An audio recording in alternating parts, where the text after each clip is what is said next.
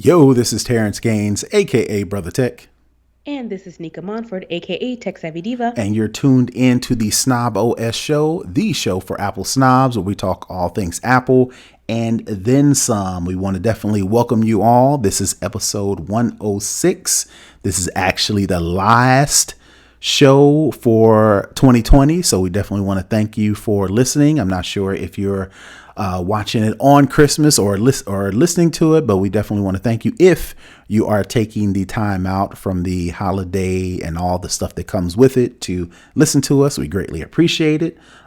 Speaking of appreciation, we definitely want to thank our Patreon supporters. If you want to be a Patreon supporter for as little as $5, you get access to our live show. You get access to our pre-show, to where we talk about some topics that you won't find on the regular show, and you'll get access to our exclusive snobist group. So definitely want to say thank you to that. We definitely want to just get in and get out of the way, because like I said, we want to get out of the way. We don't want you to be listening too long, because I know you got a lot of cleanup to do. If you're like me, I'm the cleanup man for Christmas, so I'm running around picking up all the wrapping paper and the boxes and finding somewhere to put it until the trash man comes. So definitely want to get out of your way for that. So we'll definitely get into the first part of the show. This is the lowdown, where we talk all things Apple. Wasn't a lot going on this week, but there were some interesting things that I wanted to talk about. Specifically, Apple reportedly is going to be making a Apple car, whether it be all, of course, it's going to be all electrics. You know, the rumors are it's also going to be autonomous, so self-driving, and they're eyeing a 2024 release for their car. So the details are a little bit unknown. Some of the things I wanted to talk to you about, Nica, is of course Apple has to bring something special to this Apple car. They're talking about some new battery technology for longer range. One of the things I wanted to ask you is, do you think that since all this stuff is reported, all this stuff is alleged, we don't have any official details, but I guess I wanted to ask, some of the things that they brought up in this story was, will Apple assemble this car from, of course, their own, not necessarily plants for say, but are they going to make their own car, or are they going to license, for lack of a better term, lend their autonomous technology? So all the brains behind an autonomous self-driving electric car, are they going to lend that to car manufacturers for them to make, or are they going to actually assemble their own car? And then the second question I had for you is Apple going to make the car? Are they going to build plants? Are they going to do everything themselves, like how they kind of own the iPhone, assembly? They own the chips. Are they going to do everything themselves, or are they going to partner with an auto manufacturer and have them make the car? And then, of course, just Apple has their stamp on it. So I guess those are the questions I want to ask you. And then three, is this a good idea to start with? So, it's a couple things. So, this is supposed to launch in 4 years, technically three, since we're pretty much already into 2021. That would be a big question. But again, Apple doesn't really show their cards too much. So, how long have they been working on this? Knowing that Apple is very protective of their proprietary software, hardware, their IP, I think this is going to be an in-house operation. Okay. They may partner with some manufacturers to build them, but I think it will be all Apple owned. Likely because most of the big three car manufacturers, specifically in the US, they all have their own version of the electric vehicle. So I don't see them partnering really with anyone. We know that GM has their own electric vehicles. They have like a Hummer, they have like the Chevy Bolt or Volt. And I think Ford is coming out with, if they haven't, an electric Yeah, Mustang. they've announced it. I don't know if it's on the road yet, but they've certainly announced it. Right. So I don't think it's going to likely be a partnership with another car manufacturer. If Okay. it would be, I would think it would be a US brand since Apple is a US company. But again, we've already mentioned GM is a US company. They already have their own electric versions of vehicles. Ford has already announced theirs as well. So I think this is going to be their own reach out uh, to a third party company to do maybe some of the tech behind it. Um, I know that GM has done that with their autonomous vehicles. So I think it may possibly be a hybrid type of situation where Apple controls as much of it as they can and they outsource the things that they can't get done in time. Okay. But again, Apple has a lot of money. Right. They have a lot of folks over in R&D, and again, we don't know how long they've been working on this, so it could very well be, an all Apple, all everything. Okay. So you don't But just see. know, but just knowing how Apple is, I don't see them, venturing too far out to give anybody else too much control. Oh, okay. So you don't see them like CarPlay. You don't see them licensing the technology. Some other car company build the car and they just license out the technology for the autonomous, for the interconnected, to where you can bring your phone in, dock it, do all the things that you would think Apple could do, but then just license that to a company. You think them actually assembling it themselves and then just partnering with somebody to build it, like how to use Pegatron and Mega. Is it Yeah. Yeah, I Pegatron? that yeah, Foxconn. That was the one I was thinking of. Yeah. yeah, I really do because a lot of these car companies have been on this electric car wave for a really long time, especially with Too all the long. success of Tesla. We'll get it on it later, but a little bit too long. But Yeah, continue. they've been on it for a while, and now the latest thing is the autonomous vehicle. So, I think Apple probably already had the different pieces for autonomous, and they're likely, repurposing some things they already have to go along with their new tech. I don't. I think maybe GM is maybe the only one with the autonomous, so it could be possible for them to sell their autonomous software to other companies. But again, most of these car companies already have Something in the things in the works. works. Right. So it really will boil down, I think, to money, meaning does Apple have a superior enough product for them to scrap all of the work that they've already done? I think it's going to be a balancing act of is the giving up that amount of control or, dropping all the work that we've done to come in and take someone else's. And that's only if Apple is willing to do a deal to sell it to them. It's one thing to license out CarPlay, but it's a whole nother deal to license out, proprietary autonomous vehicle type of software. Because again, you are working with car companies, so who's to say you get, Apple's, autonomous software and down the line, you see how it works, and you're like, you know what, we're going to cancel this partnership, and you know what, we're going to continue with our own, seeing how it works. But I would assume there may be some kind of legalese in there to mitigate that as well. But it is, still at the same time an option. So again, just as all that to say, I think it will be an all in-house Apple electric vehicle, autonomous vehicle. Okay, so let me ask you this: do you think? So that's out. So they're going to assemble their own thing. They're not going to license the technology to some other company that's itching to get into the electric game. So they're going to assemble it themselves, and maybe let's just say they find a manufacturer who will make it for them. Do they make it in the United States? Do they go to Mexico? Do they go to Canada? Do they go to China, where the or India, where most of the iPhone hardware is actually constructed?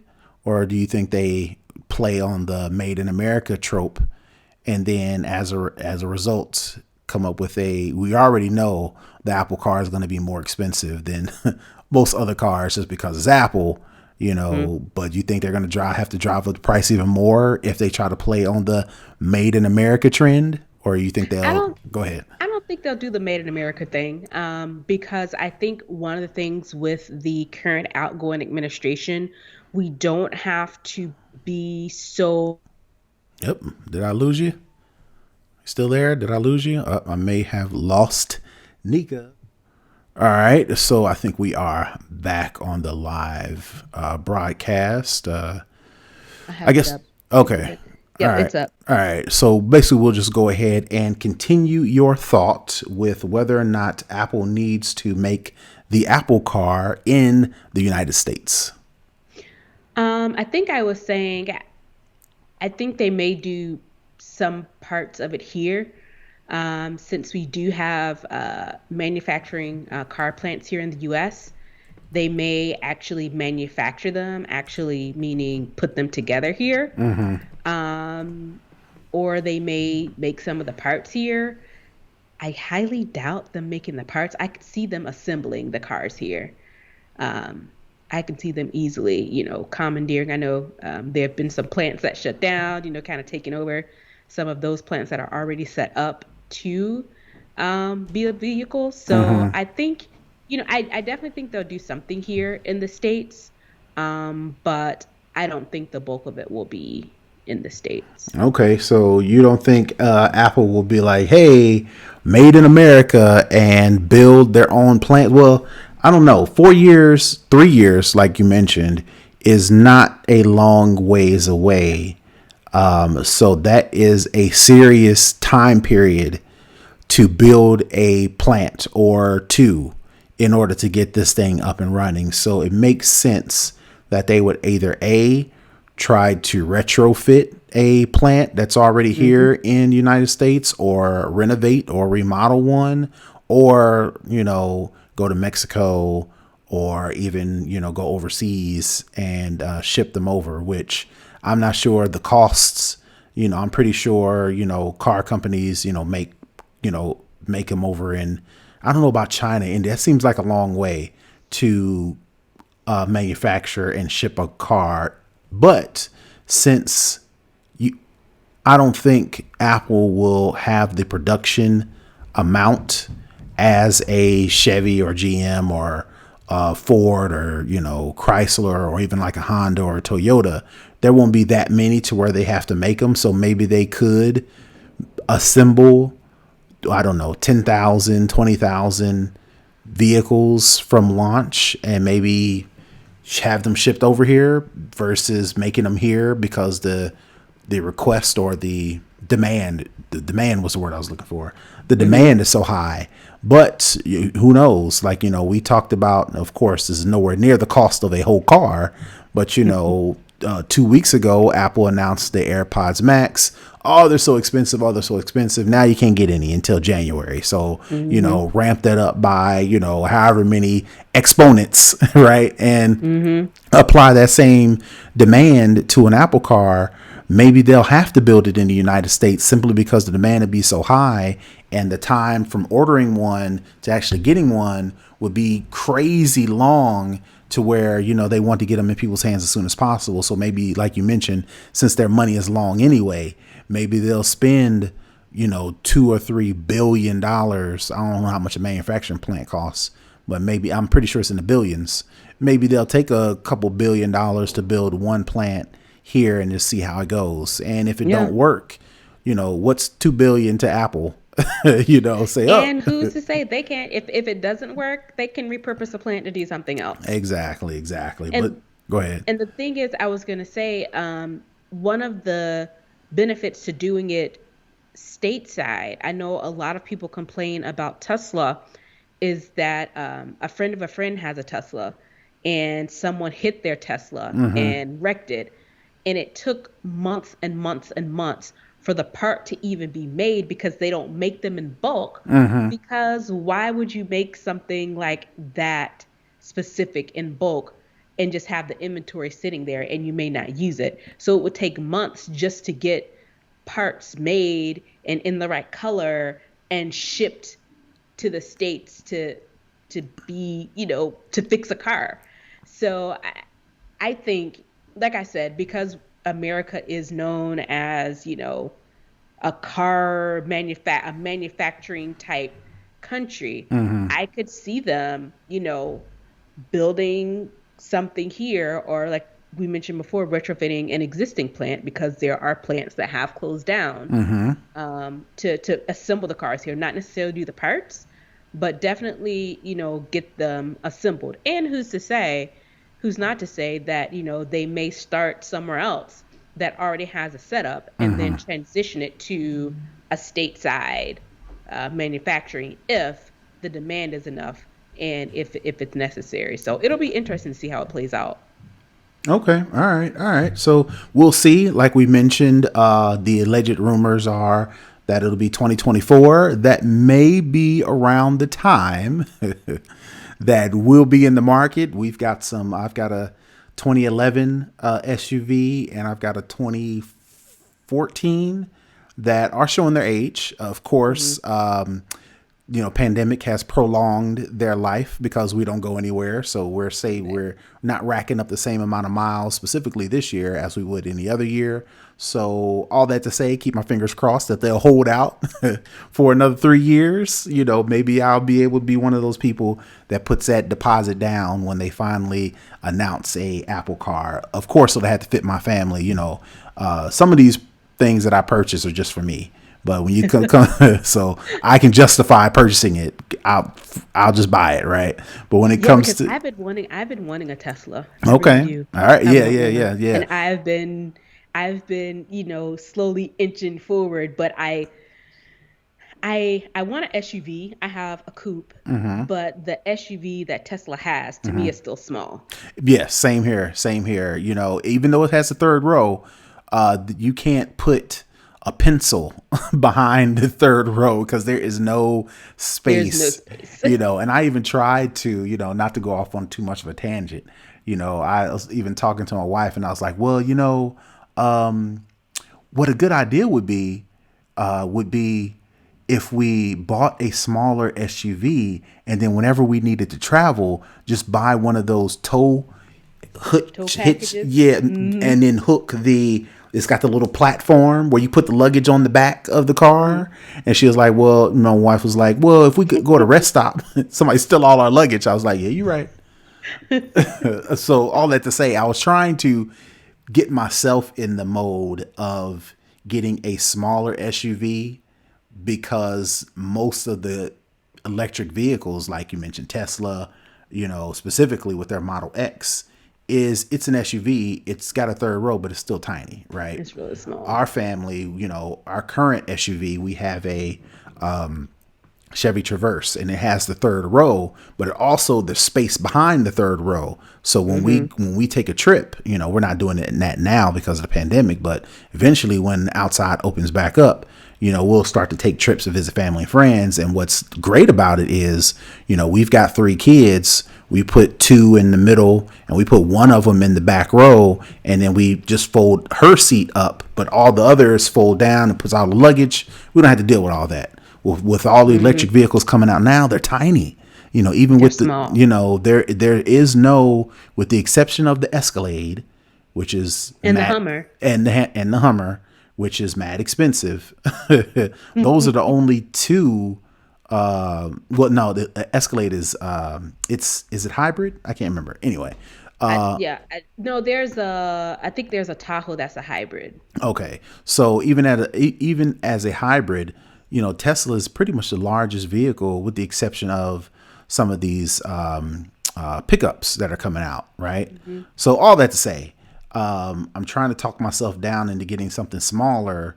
We'll see what Apple comes out with, but if it doesn't fit our family, I'll have to pass. Yeah, But if it's something, that's workable. that's workable, we'll try to work it, but we shall see. All right, all right. Moving on to the next story. Speaking of electric vehicles, speaking of Tesla, back in 2017, when things were not looking so hot for Tesla, and 2017 just seems like ages ago, right? But back in 2017, I can remember stock was falling. Elon Musk was saying some crazy stuff, getting the company in trouble. And back around that time, when things were on a down curve, it's reported that Elon Musk reached out to Tim Cook to have a meeting about possibly Apple buying Tesla, and Tim Cook wouldn't even take the meeting, just shot him down from the jump. Fast forward to 2020, Tesla stock is skyrocketing. Everybody and their mama, like you mentioned, wants an electric vehicle. They can't keep up with demand. Even in a era when nobody is traveling, nobody is driving it, everything is remote. Tesla stock has split and is still going up after the split. So, Elon Musk kind of, threw some shade at Apple, and, let me see if I can find this tweet. Let me see if I can find it here. He says, during the darkest days of the Model 3 program, I reached out to Tim Cook to discuss the possibility of Apple acquiring Tesla. He refused to take the meeting. And in the parentheses, he put 1/10 of our current value. So the shade is, if Apple would have bought Tesla for what I was thinking about selling it for, if they would have kept it until now, they would have profited tenfold. But since they didn't, now we're out here balling. Shame on y'all for not even considering to take the meeting. So I guess I wanted to ask you specifically, with Elon kind of throwing out that shade, is this get back? You think of to do the analogy, right? You think of the high schooler, maybe kind of overweight, unpopular, the nerd, whatever the case may be, and now they've grown up to they're the CEO, at the 10-year reunion. Right. At the 10-year reunion, they all cut or all toned up and got all the curves in the right places. They got the beautiful trophy wife or the trophy husband, or they got the partner and their co-CEO, whatever the case may be. You make the movie that you want to make. Now they're back and they're like, now they've been elected, reunion prom king or prom queen, and they get up on the stage and say to all the people who so on and so on and so forth. Is that, look at me now? Right. Is that what the fairy tale ending to like a Tesla, or is this some insecurity, right? Because if Elon Musk believed in the company as much as he does now when things are up, why even consider selling the company when things were low? You would think if he believed in it as much as he did, he would have never even considered trying to sell the company, even if things were low, just so he can say, I told y'all so when things get high. So I guess I want to get your take. Is this well-deserved get back, or is this, do you really believe in the company at all in the first place? First of all, Elon Musk is an a-hole. Okay. So that's one. Put that out there. From my perspective, he has a great product in the Tesla vehicle. I'm not gonna, deprive him of that, because it is a fantastic car. I think it is a lot of the scenario that you mentioned. The scrub has now become the butterfly. The superstar. And him mentioning in that is just, again, he's to me along the same lines as Donald Trump,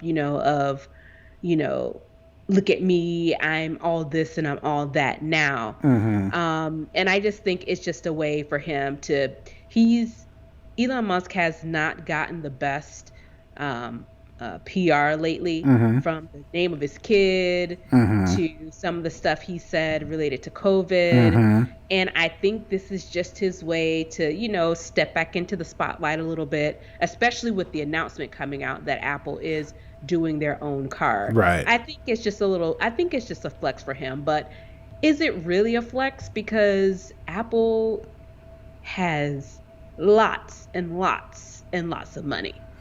And they have and brand loyalty, right? I mean, everybody, there are people who love their Teslas, but like you mentioned, really don't like Elon Musk. On the flip side, not only are there devout Apple fans, but people love Tim Cook. And they love the fact, like you mentioned, that they're getting into the autonomous electric vehicle game and they have all the money. So maybe this is a way, again, this goes back to the insecurity. Elon Musk maybe doesn't feel so Secure sure. in what Tim Cook is about to deliver Right, in 3 years. right, So this right, is a way for him to kind of get, puff out his chest a little bit, saying, I'm not new to this. I'm true to this type of thing. right. And it's, he has some competition because prior to this and this is just an announcement of a possibility. It's a rumor. It's a rumor. Right. And for him to come out guns blazing off of a rumor, I think that really shows, that he is a little shook. Right. Because you've had GM, you've had Ford, you've had, Volvo, Audi. Volvo. I think Toyota maybe has a vehicle, one of their brands that's electric. Volkswagen. So, yeah. So all of these well-established car companies, that's what their job is. Their job is to make cars. Right. So he hasn't been this snippy with people whose actual product is making cars. Right. But you have a whiff of a rumor of a possibility that a smartphone maker is coming out with a car. Now you all in your feelings and on Twitter just blasting off. So to me, it shows there may be some chink in the armor that he might be a little bit shook that Tim Cook is coming for some of his market share. Right. And personally, I'm kind of glad that Tim Cook didn't take the meeting or even consider buying Tesla for the reasons that you just mentioned. You got all these car companies, and like I mentioned earlier, they've been making cars for hundreds of years, right? But they're just now finally starting to get serious about electric/autonomous vehicles when the technology has always been there. Electric car technology has been around for at least 30 or 40 years, and now, like you mentioned, like we've mentioned before, now these major car companies who've always been making cars are finally starting to push out electric vehicles. You've got Porsche pushing cars out, Volkswagen pushing cars out. We talked about, GM, Ford, Honda, Toyota all got hybrids or electric vehicles in the pipes or coming out, and that's because of Tesla. Tesla put their car out there and they're like, oh, we got to do something. So now it's starting to catch up. So it's only right for then an Apple to come back and put pressure on the heavy hitter that forced everybody else to step up their game. So all that to say, top competition is going to be good for the consumer. So I'm glad Apple, if it's true, does come out with a electric vehicle because it's going to be of the Apple ilk, and any of their products are, as an example, it's going to be a serious competitor day one. And there are going to be people who are going to put down and purchase it sight unseen day one. So that, if anything, forces Tesla to step up their game. It forces all the other car manufacturers, like I mentioned, who have been making cars for hundreds of years. Finally, we're going to get, if this is true, we're going to get a decent selection of electric vehicles to choose from, when right now maybe a handful at most. So like I said, I'm just glad that, There's Apple, going to be some real competition right, in the electric car autonomous vehicle market, I think. Yep. So like I said, I'm glad that, like you mentioned, Elon is shook because he sniffs the Apple's coming, so he got, like you said, you got to get out ahead of it. So that was interesting. All right. So yeah, that's it for the lowdown where we talk all things Apple. Let's move into second string where we talk all things tech. And we've kind of talked about this story last week, if not a week before, to where Facebook has put out this new attack against Apple because Facebook claims that Apple is stopping Facebook small business owners from being able to do business because Apple's privacy concerns or whatever the case may be. So, Facebook has even went farther. We mentioned last week they put out a full page ad talking about how this is going to hurt small businesses that advertise on Facebook. I've actually got a screenshot, because I have a Facebook business page.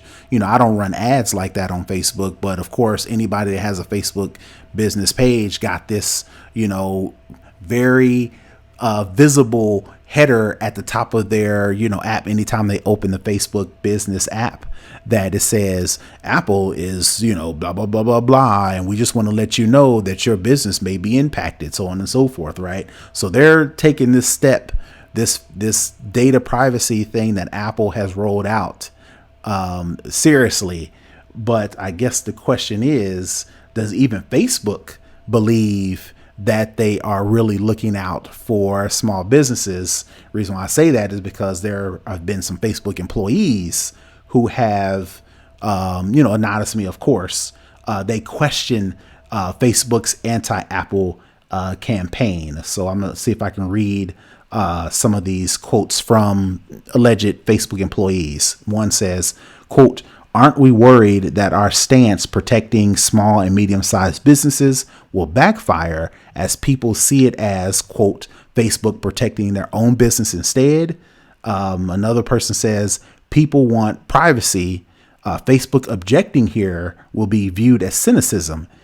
Do we know this would be bad PR and decide to publish anyway?" So all that to say, even people within Facebook are kind of side-eyeing Facebook's decision to go after Apple for privacy concerns, when we all know that Apple over the past 2 or 3 years has really put data privacy and user security at the forefront. So for Facebook to go after Apple for this because it's affecting small businesses' ability to make money kind of looks like, okay, well, you're just self-serving. So I guess I wanted to get your opinion on, what do you think about some of these Facebook employees who work for Facebook and probably make a pretty decent penny working for Facebook, who are willing to anonymously, of course, but come out and kind of speak out or question, not necessarily speak out, but question Facebook's motives when it comes to Apple's data privacy and how it affects their business? So I think what we have to realize is that while these people are Facebook employees, they're also regular people. Okay. And Good point. they are on social media. I'm sure some of them have small businesses. And I don't think most of them are drinking the Kool-Aid that much that they can't see obviously what this is. And I think a lot of other people see this as well. Even so much that in this article in Cult of Mac, the VP of product marketing, Graham Mudd, says, quote, "We're not trying to sweep that under the rug in relation to the privacy changes." He says, quote, "We are, a profitable big company, and we're going to get through this and adapt our products and so forth. But the real folks that are going to get hit by this are small businesses. And that's why we made them the focus of this message." So it sounds like he's now trying to backtrack it a little bit and say, this is still the focus of small business, but we know that we make a lot of money too, but we put them up front because they're going to be the hardest hit. And it doesn't land because people can see what it is. And I'm sure a lot of Facebook employees have iPhones. Right. So it's, a lot of these folks are in the tech industry and they know what the real deal is. So, everybody, I think, a lot of people, I won't say everybody because that's very broad, but I think a lot of people can see what this is. And I think Facebook overestimated the response that they thought that they were going to get. I think they thought that they would probably get a lot of small businesses to immediately come and side with them. But you cannot compare a company that maybe has, even $10,000 to $50,000 in revenue to a company that makes billions and billions of dollars a year. It's not the same. And these small business owners, they aren't stupid. And they see the dichotomy between the two. And I don't think no one fell for this. Right. And not only are they, the small businesses are not stupid, but I'm pretty sure hopefully they have learned, even with something like this, not to put all your eggs in one basket. What I think Facebook thinks is these small business owners are spending thousands, tens of thousands, maybe even hundreds of $1,000s on Facebook ad spend only in Facebook, when I'm pretty sure a lot of small business owners are also putting their money still in Google.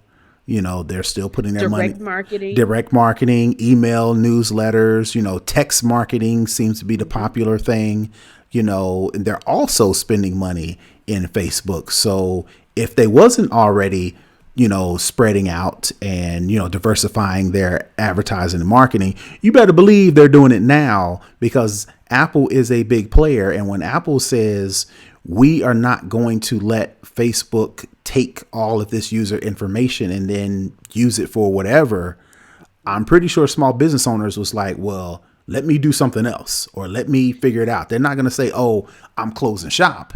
They're like, all right, let me diversify some more. So let me look into this let me beef up my newsletter marketing. Let me look into this text marketing. Let me look into Google. Let me go back to Google and maybe do some Google ad spend. Let me look at YouTube, you know, let me look at all the Hulu and, you know, all these streaming services. I'm pretty sure we'll take your Facebook ad money and put it to good use, you know. So, you know, I don't believe that small businesses are going to be as hurt as Facebook wants us to believe. And also, I think that a lot of small businesses will say, if Apple, this huge tech juggernaut, is taking this type of approach, then it must be something to it. Right. If they've decided to put these changes and this feature into the new iOS, and two, if Facebook is fighting it so hard, there must be something to it. So let me get my ducks in a row and make sure that I'm covered either way. Right, exactly. So yeah, I think most people know what time it is. Yep. Facebook is going after their best interests, and they're trying to do it under the guise of looking out for the little man. But I think the little man is like, no, we respect Apple for doing that, and as a result, we're going to adjust, and we'll be all right. So don't speak for me, Playboy. Speak for yourself. Again, mind the business that pays you. Exactly. All right. So second thing I've got is, speaking of Apple, a 6-year-old apparently racked up $16,000 in in-app purchases. Of course, you know, according to the story that I'm reading here, let me get to it. Of course, her 6-year-old had a device and shared an account, which is red flag number one. Shared an account and also shared passwords with her young 6-year-old. Of course, she was not aware of a feature, according to her. We're not sure if this is the feature that allowed him to do it, but she says she wasn't aware of a feature that allowed multiple purchases after the password was entered one time. So according to her, she let her son use this device. He had this game. She let him purchase something one time, or he unknowingly agreed to purchase whatever this in-app purchase is for Sonic rings or Sonic something, gold rings, something, whatever it is. But he kept purchasing it. And according to her, she just knew or just assumed that he would have to enter the password every single time, but didn't notice the charges until she looked up on her card and noticed a charge of $106 on her bank statement 12 consecutive times, as well as additional charges of $53 and several more in the $200 to $600 range. Finally, she saw that something was going on, racked up over $16,000, called the bank. The bank told her, that's on you. Deal with that. The bank suggested she reach out to Apple. According to her, and this is the actual quote, so let me not assume what she thought. I didn't realize there was a setting where the child could continue to buy without the password after a certain amount of time, Johnson said to Good Morning America. there are various settings that I am now learning about. Of course, fast forward, Apple agreed and refunded Johnson a portion of the money totaling a little over $10,000, reported the magazine. So she was able to plead her case. Apple felt bad, or whatever the case may be, refunded her a portion, knocking the $16,000 down to only $6,000. So she's still on the hook for $6,000. I guess to her, that was I guess she'll take that. According to Apple, here's their quote: "We understand mistakes can still happen and work with customers to investigate, educate them on the tools available for their protection, and in this case, provided the customer with a refund."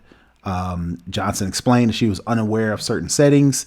If she did know, clearly there would have been a different outcome, according to her. And this is her final quote: "Obviously, if I had known there was a setting for that, I wouldn't have allowed my 6-year-old to run up nearly $20,000 in charges for virtual gold rings," Johnson reported to the New York Post. So I guess I wanted to ask you, of course, you don't have kids. I do have kids.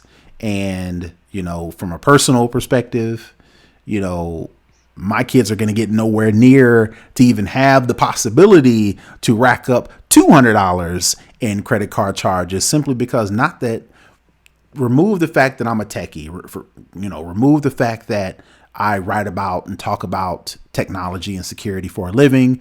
I'm an Apple fan, so of course I'm going to know about all the features. Remove all of that.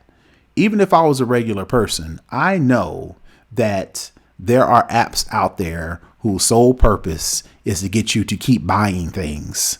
I know a young kid, like a 6-year-old, is going to click things and not know what they're clicking. So put 2 and 2 together. Let me make sure that they can't go and run up my credit card or bank statement or whatever the case may be. So, I find it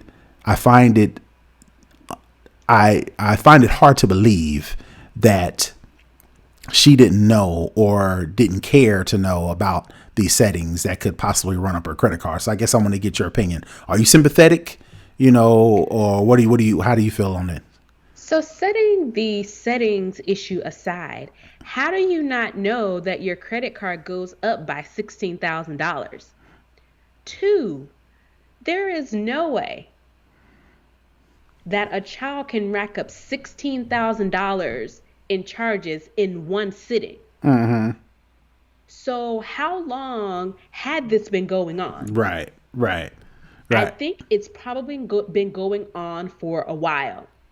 And she just had to recently, because, I don't know, I'm super attentive when it comes to my money. So I check it. I have, credit alerts set up and different things like that. So I would know if my credit card bill jumped $16,000. I find it odd as well that the bank didn't notify them that their spending habits went from, 2,000, 3,000, whatever, to 16,000 in a short amount of time. Mm-hmm. Now, I don't know this family. It sounds like they may be fairly wealthy, because she just casually was like, "Oh, $16,000. Let me call and find out what's going on." But what that says to me is, do they have the type of spending habits where in a short amount of time they would rack up this many charges to add up to $16,000 where the bank wouldn't flag it? So I have lots of questions about this. I personally don't feel too bad for her. It sucks that you are out of what ultimately is $6,000. But my thing is, are you just letting this child play this game incessantly to rack up 16? That's where I'm lost. It's right. Like, did you just give this child this iPad? You let them log in as you let them buy it one time.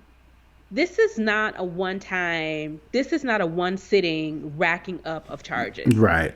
It can't be. Right. If it is, how long was this child playing this game and you didn't check and see what they were doing? Right. And so that's the point.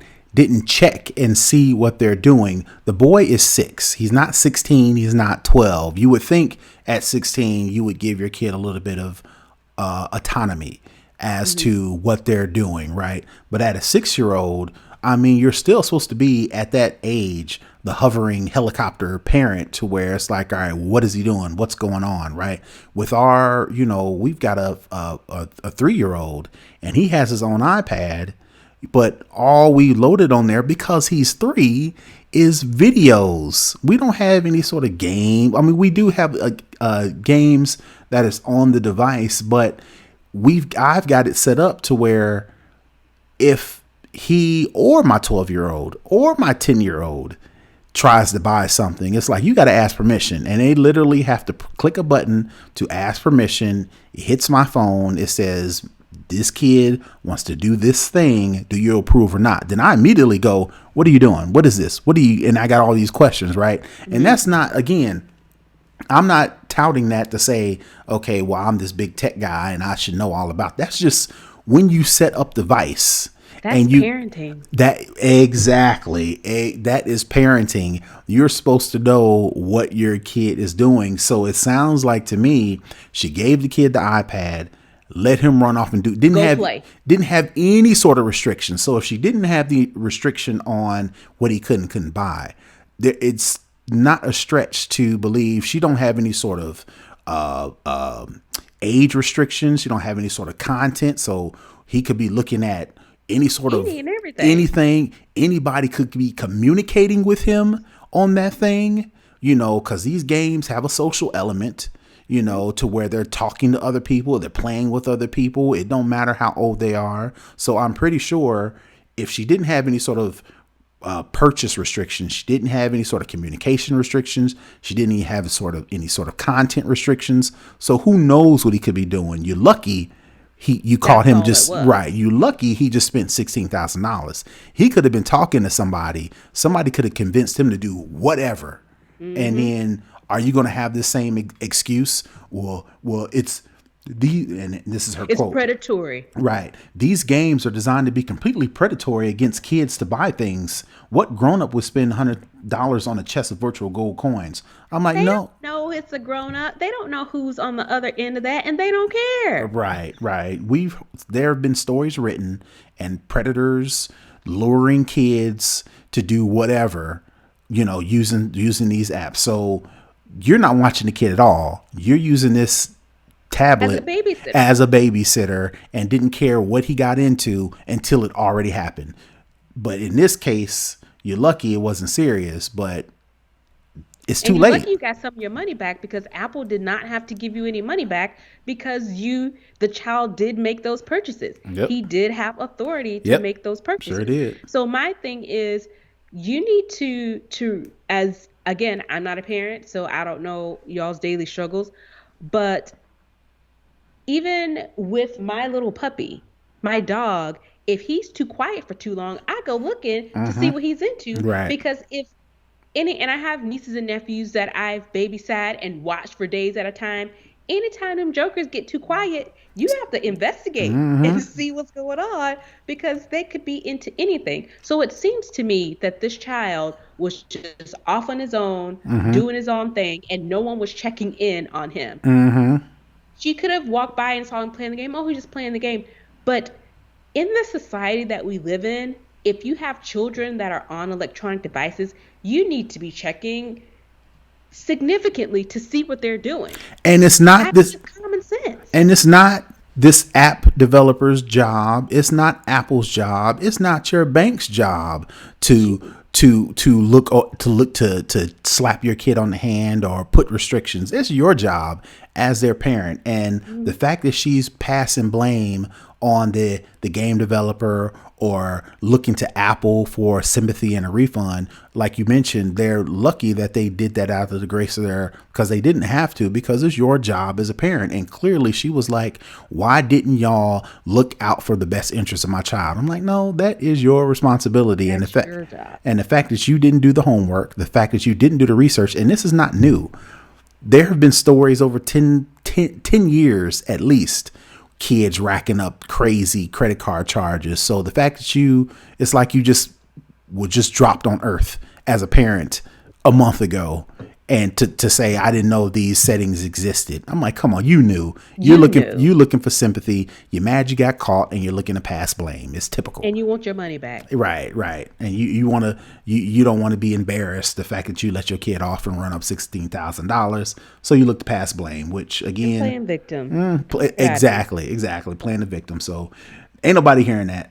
Nope.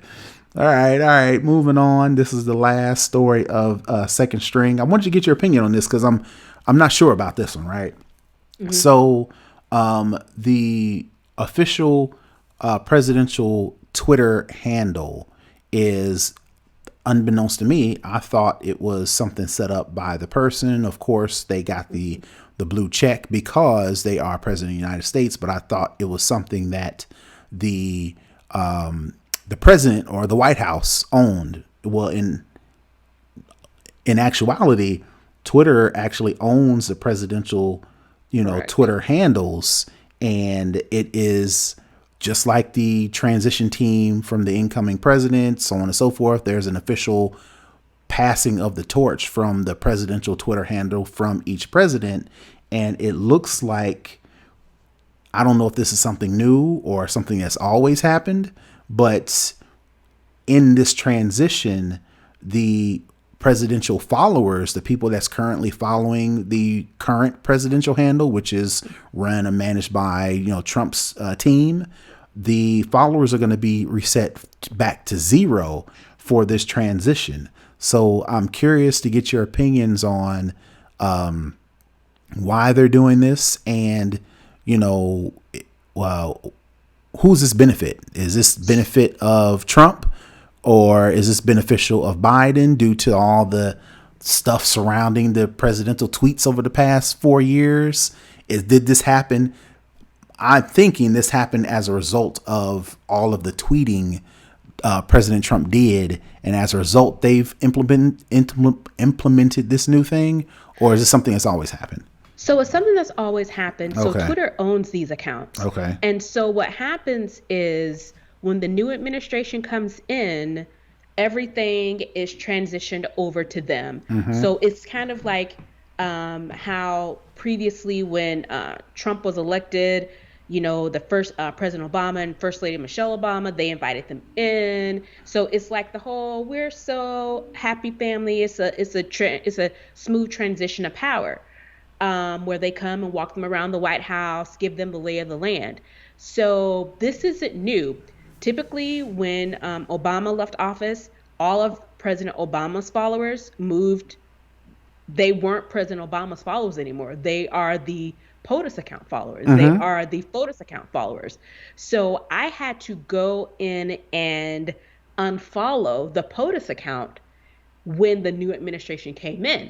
So when Biden comes in, I'll go back in and follow again. So what happens is once January 20th, 11:59 a.m. happens, President Trump's account will be known as POTUS 45, mm-hmm. FOTUS 45, VP 45. Mm-hmm. And those are archived for the Smithsonian for history. So if you go to Twitter and look up at POTUS 44, you'll see all of President Obama's tweets. If you go to FOTUS 44, you'll see all of Michelle Obama's tweets that came under that account, and so forth for all of the other official White House accounts. So it's specifically it's not for like say Mitch McConnell, because he has Leader McConnell on his, but these are for the accounts that are strictly at POTUS, at FOTUS, at VP, those specific type of titles that go along with the White House at White House. So typically everything from the previous administration, it's all moved over to the handle with the addition of the administration numbers. So right. 44, 45. It'll be 46 when Biden rolls out and whoever comes in. So the old tweets are archived and you can still see them. In this case, because Trump hasn't been willing or open with this transition plan, and Trump, he doesn't want anybody to take credit for his follower account. So it's going with the whole, ego thing. they'll wipe out all of the Twitter followers and he'll start from zero. And that's typically not how it happens. Usually the Twitter account follows. This new thing where the zeros will start from zero. This is in response to the lack of transition as a Yes, result of. Okay. from my understanding, it's the lack of transition. And I think, again, like I mentioned, because of the ego of the outgoing president, he thinks, he owns this account. It's his. All of this goes with him, not recognizing that it's a standard account that is only owned by the person who's using it at the current time. He'll retain all of his real Donald Trump followers, Right. because that's his personal account. And that's what he's been tweeting all the stuff from. Right. Okay. Right. Okay. Yeah. So, and probably once Biden transitions out, it'll go back to normal. After all of this whole Trump Pence administration stuff, it's an anomaly, and I think once they're finally gone, things will get back to the way they're supposed to work. Gotcha. So, all right. So do you think? So let me. Well, then I guess let me ask the next question. Then, you kind of alluded to it, that things will go back to normal. Do you think this is a positive for the incoming administration, or do you look at, or could you look at it as, by the followers remaining on the account, it's a opportunity for people who would otherwise not listen to or not actively seek out guidance from the incoming president because whatever reason before, keeping those followers will be an opportunity for Biden or the incoming, Biden, we'll just call it what it is, Biden, to actually reach out to some of those people and, I don't know, start dialogue? Or is it just too split up to where, this is probably just better off just to cut ties? I think honestly, for the outgoing administration that we have to the incoming one that we have, I think it's better to wipe it out. Just get a clean slate. Because like I said, for me, when Donald Trump came in, when it switched over, I immediately went and unfollowed the POTUS account. And in all likelihood, even if the follow account stayed the same and the Biden-Harris administration took over the accounts, most of those people would unfollow immediately once they start talking sense, because they don't understand sense. So I think that they would unfollow anyway. And for those people who care, I think they'll go back and follow it. Okay. So yeah. So I think it's a good thing for Biden, because it's gonna, honestly, I think it's gonna get rid of a lot of trolls, because as much as we can, say, well, he can reach out to certain people, at the same time, it can help with some of the headache that they're already going to face from Trump followers. Go ahead and get rid of them all. And if they want to come back and troll, they're going to have to make the conscious decision to log into Twitter and go and follow that account. Okay. All right. So, So that's what's going on. It's crazy that Twitter has to actually put that out there, but it is what it is. I don't think anybody's surprised. All right. So that is it for Second String. All right, let's move into For the Culture, where we talk just anything we want to talk about socially. So one of the things that probably excited both of us is I'm pretty sure we've been excited for a long time that the rumors of the Coming to America Part 2 was in the making and in production, and filmed here in Atlanta. And filmed here in Atlanta, and rumors going around. But now, fast forward to this week, they have finally announced or actually released a trailer for the Coming to America 2 movie that actually transitioned and now is going to be released on Amazon Prime in March. I think before it was going to be released in theaters, but of course, because of the whole pandemic, or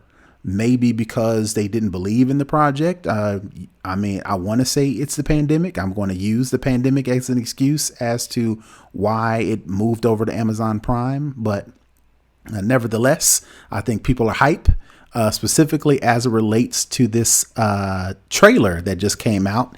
And what I'm going to try to do, heaven help me, I'm going to try to play the video for those who are watching live or who will be watching the actual show. But for those who are actually listening, you're just going to have to paint the picture. So give me a second and I'm going to try and play the trailer. So hopefully you heard or saw that. If not, you're just gonna have to pretend, or this will be a good time in this show where you pause it and go find the trailer. But I'm hopefully it showed. Oh, it did? I'm looking at it on the live. Okay, all right. So again, we're probably gonna get destroyed with copyright. So we'll have to deal with that a little. We don't have no money for this. Oh, right. We just went ahead and did it. So we'll probably have to take the video down. Who knows? But I just wanted to do it because I'm that hype about the Coming to America 2 trailer, or the movie as a whole. And the trailer did nothing but hype that up even more. I will admit, I'm the type of person that I'm not very nostalgic.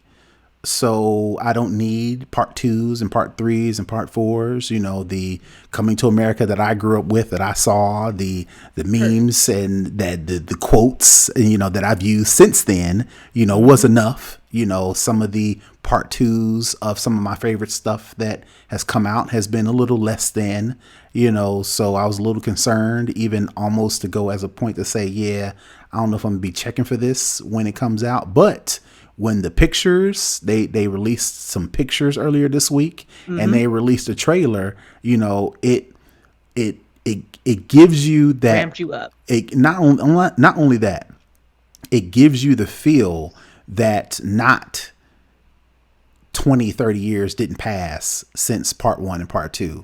You know, they've got the same people, you know, of course, you know, Eddie Murphy and Arsenio Hall, you know, they've aged, right? But the way the trailer looks is it gives you the feel that maybe, you know, 5 or 10 years, you know, has passed between the first one and the second one, you know, and they've introduced new characters, you know, and it looks good. It doesn't look cheap.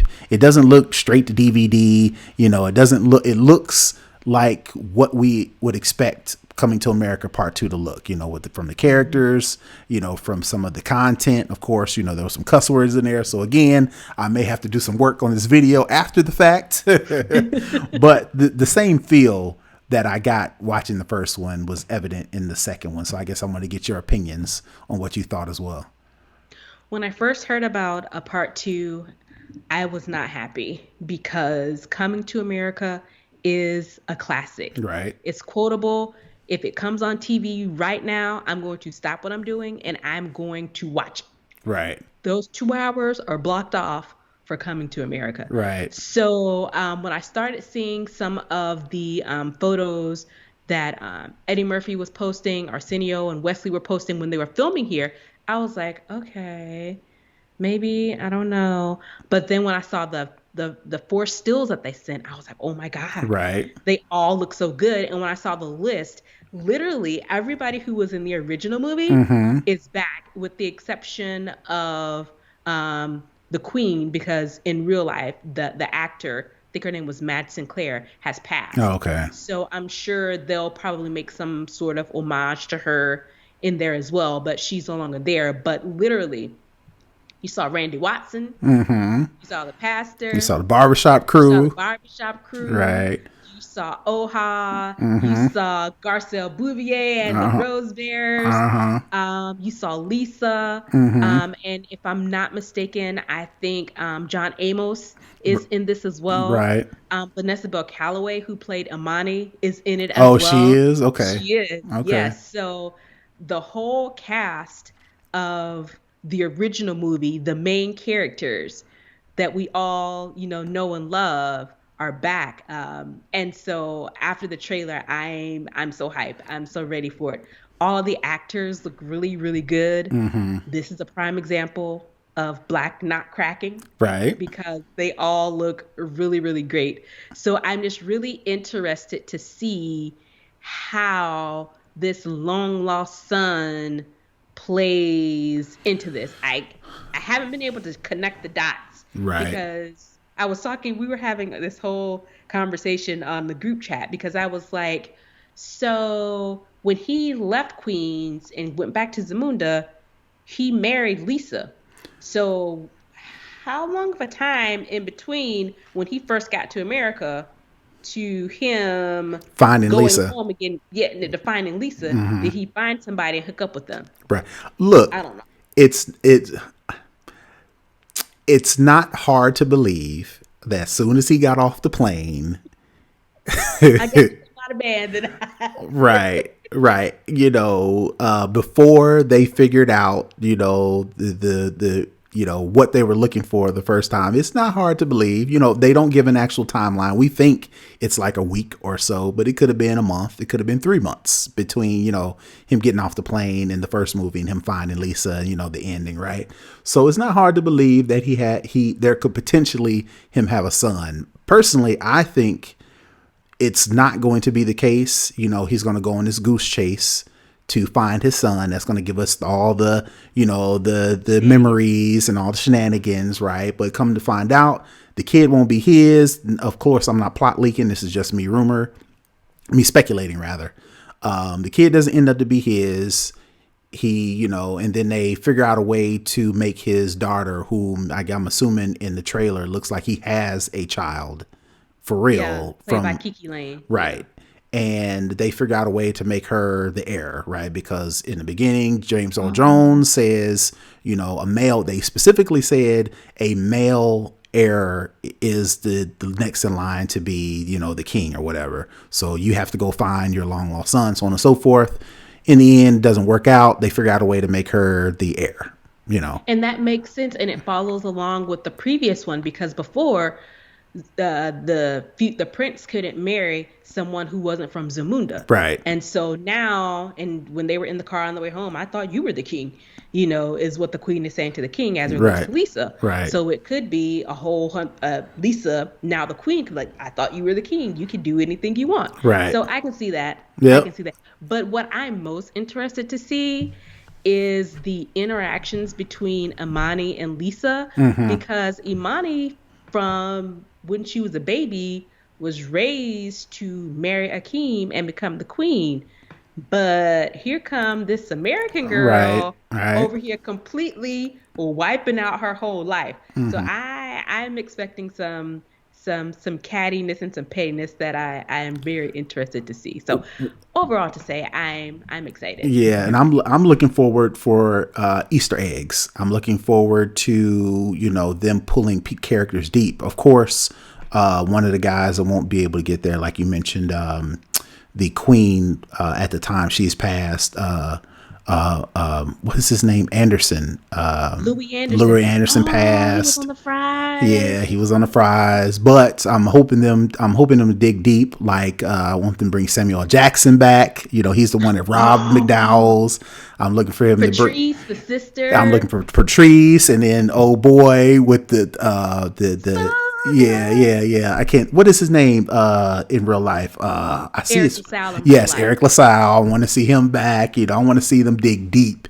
Even like so deep as the dude that when they were at the basketball game and he went in the bathroom and he came out and the dude recognized who he was. Not believe it. Yes. I want them to dig. I want them to bring everybody back, so we can just sit there and have a good time. But have a good time. Right. So another thing, in the then this is before Coming to America came out, before social media, before Twitter, before watch parties, before live tweeting. So, we saw the success and the popularity of Black Panther.